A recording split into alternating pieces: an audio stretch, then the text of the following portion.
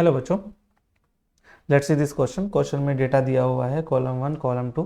हमें कॉलम 1 का data column 2 के डेटा से मैच करना है और कॉलम 1 का एक डेटा कॉलम 2 के एक से ज़्यादा डेटा से मैच कर सकता है।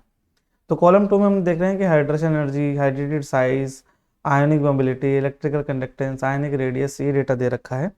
तो मैं इसके बारे में थोड़ा सा आपको बता दूं पहले कि हाइड्रेशन एनर्जी डायरेक्टली प्रोपोर्शनल होता है चार्ज के, कि चार्ज कितना है। हाइड्रेटेड साइज भी चार्ज के डायरेक्टली प्रोपोर्शनल होता है। जितना ज़्यादा चार्ज कैटायन पे और एनायन पे उतना ही बड़ा hydrated size. Ionic mobility inversely proportional होती है हाइड्रेटेड साइज से। हाइड्रेटेड साइज जितना बड़ा होगा आयनिक मोबिलिटी, मैं ना थोड़ा अच्छे से नीचे करके लिख देता हूँ। नीचे करके लिख देता हूँ कि ionic mobility is inversely proportional to the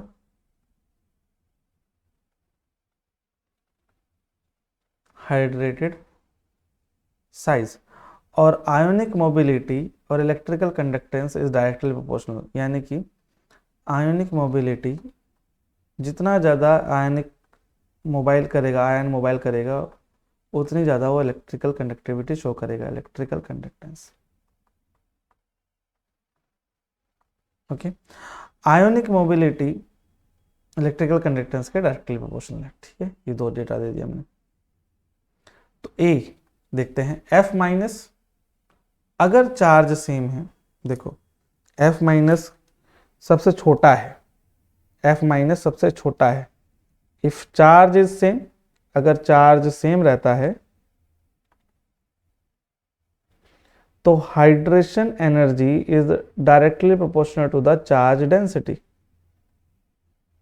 charge density यानी कि हम स्मॉलर साइज वाले अनायन की बात करेंगे। स्मॉलर साइज वाले अनायन की मतलब चार्ज सेम है तो स्मॉल साइज वाला जो अनायन रहा होगा उसकी चार्ज डेंसिटी ज़्यादा हो रही होगी। तो ए पी से मैच कर रहा है और क्यू से भी मैच करेगा। ठीक है, आर और एस नहीं, आयनिक मोबिलिटी तो गलत हो गया, उल्टा हो जाएगा ऑर्डर। ठीक है, और टी का नहीं, आई माइनस सबसे बड़ा होता है आयनिक रेडियस में, तो टी भी नहीं। बी का देखेंगे, N A plus M G two plus A three plus, ये भी चार्ज बढ़ रहा है तो हाइड्रेशन एनर्जी भी बढ़ेगी, हाइड्रेटेड साइज भी बढ़ेगा, आयनिक मोबिलिटी घटेगी, इलेक्ट्रिकल कंडक्टेंस घटेगा, तो ये दोनों तो नहीं आएंगे, है ना। और आयनिक रेडियस नहीं, ionic radius N A plus की बड़ी होगी, आइसो इलेक्ट्रॉनिक स्पीसीज है ना।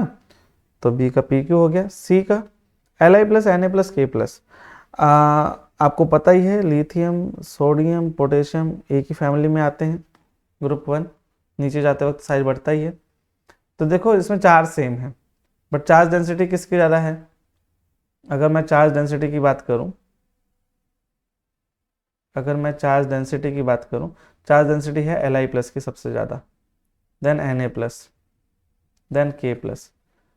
ठीक है, तो के प्लस सबसे ज़्यादा है तो हाइड्रेशन एनर्जी में सबसे ज़्यादा तो एल आई प्लस आएगा, यहाँ नीचे लिखा है, तो ये ऑर्डर हो नहीं सकता।